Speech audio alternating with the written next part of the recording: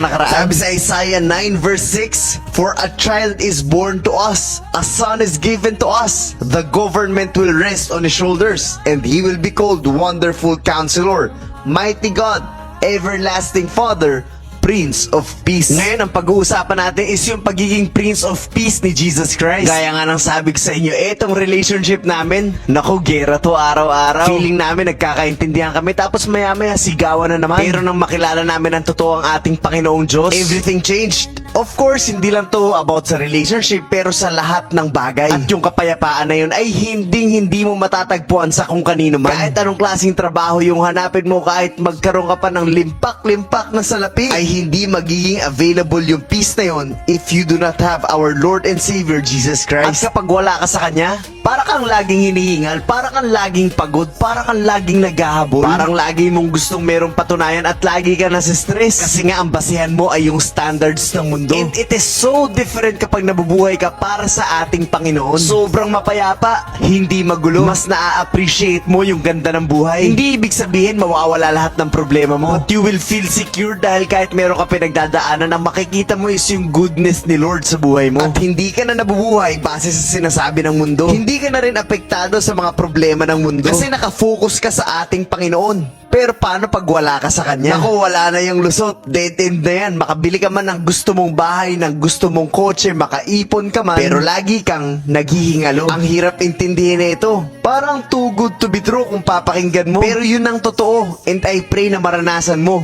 by accepting Jesus Christ as your Lord and Savior. At sana po ay malinaw ang mensahe ng video na to.